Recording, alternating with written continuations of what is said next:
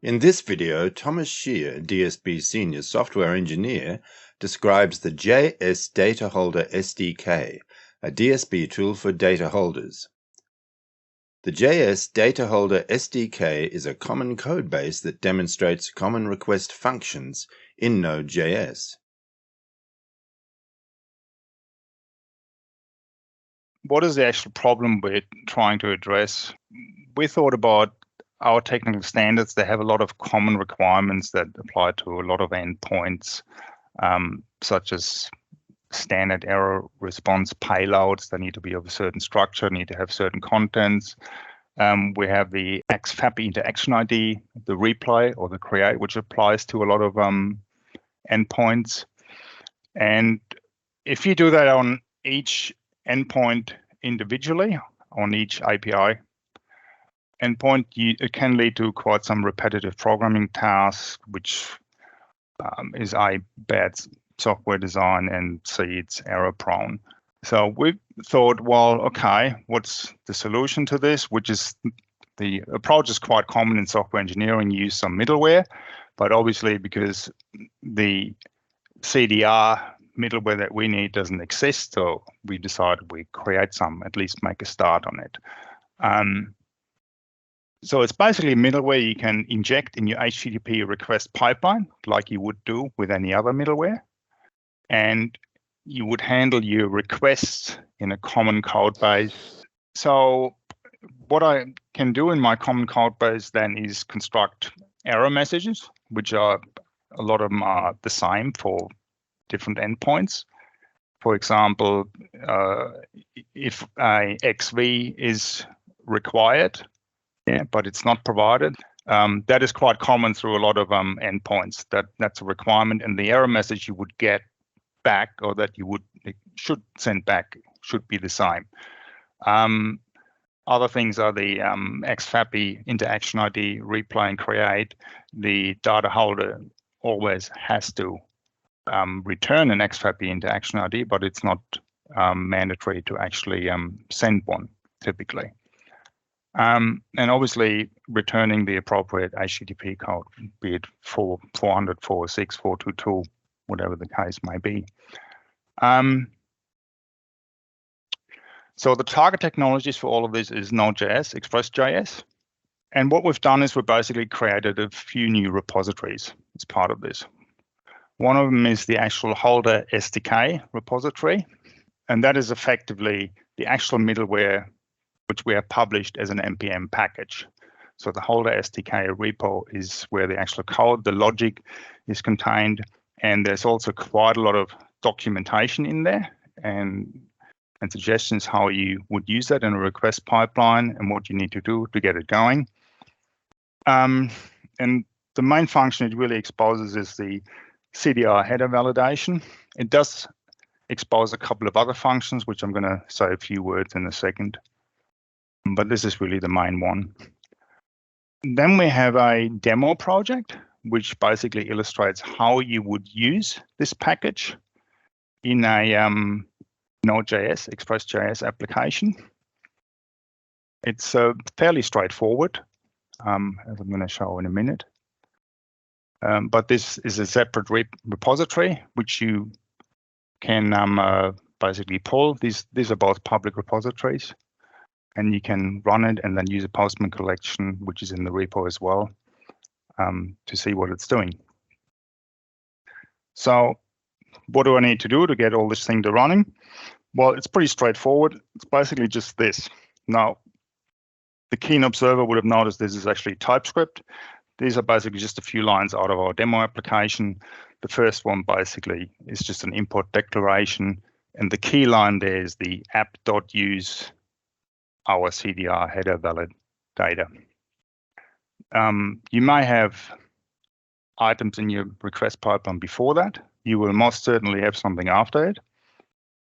But generally that's how it would look. So it's pretty straightforward to use it.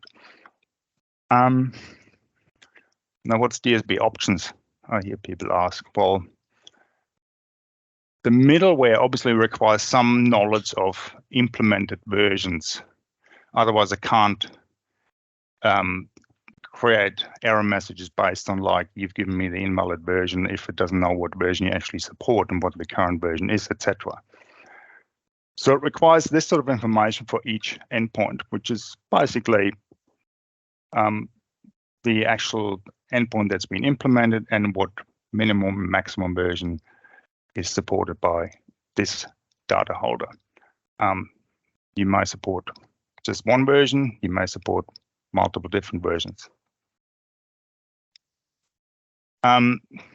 We also have provided a default structure for this, because some people might say, I don't want to create this file for each endpoint, create this, even though it's straightforward. But you can use the default banking endpoints. We have default banking endpoints and default energy endpoints.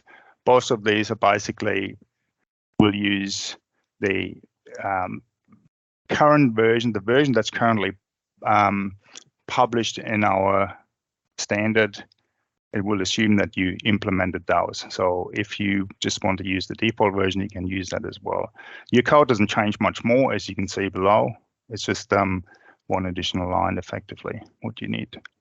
So I mentioned before, there's a couple of additional functions. Now, I do not want to talk too much about them. These are basically functions you can use if your IDP uses JWT access token, which is obviously not a requirement by the standard, but a lot of them do. And in that case, there's this function CDI JWT scopes, which basically extends the request objects with a scope property, and then the token validator, which will actually utilize that. Now, this is useful for some of the error messages we have, which are specified in the standard. There's things like this is not a CDR endpoint, or this endpoint is not supported, or you have invalid scope. So these are, there's some CDR specific error messages in the standard which you need to return. So if you use JWT access token, you could use those. They've been separated out as separate functions because obviously not everybody uses that sort of system for authentication. Now I'm just going to just run the demo project and show how this actually hangs together and how it works. Here I have basically our demo project, which is running, and I'm going to not hang around too much here, but you can see the import declaration at the top here, where I'm pulling in a few the key function, the header validator. This particular implementation also uses the other two that I just briefly mentioned before. And like I said before, it's basically this line here, that's the key. And that's basically running in the background now and looking for requests. Now, if I go and use my Postman collection, and I have a few use cases which I've put in there. Again, this Postman collection is part of the repo that you just saw. So it is in there as well, so you can use that to validate. But let's say, for example, I have the case where I call energy accounts and I don't actually put an X3 in the header. So if I do this sort of stuff, then the standard says I should get this sort of error message, what you see down here, and it should return a 400. Now, as you've seen in the code, the actual code doesn't do any of that. So it's all done in the middleware. So the actual application that's consuming the middleware doesn't construct this error. It's done in the middleware. Another example is, for example, if I have the XFAPI interaction ID. Let's say I'm calling the same endpoint here, energy accounts, and I provide an XFAPI interaction ID. Now, when I send this, I should get the same one back, and you can see that here in the bottom. It's replaying the same one. Yeah. If I, however, call energy accounts and I don't provide an XFAPI interaction ID, and I call this, then it creates one for me down here. So you can see the actual response still has an XFAPI interaction ID, even though I didn't provide it one.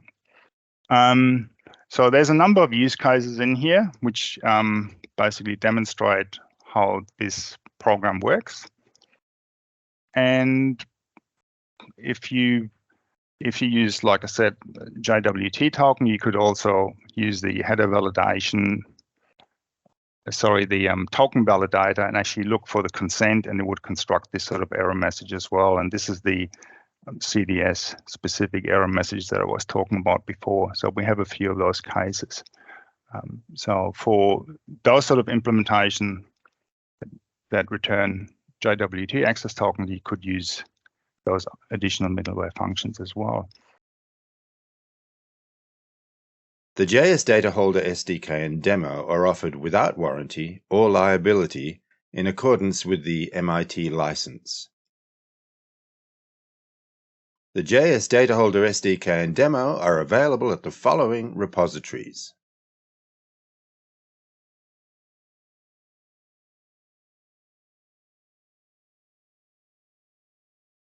The JS Dataholder SDK is also available as an npm package.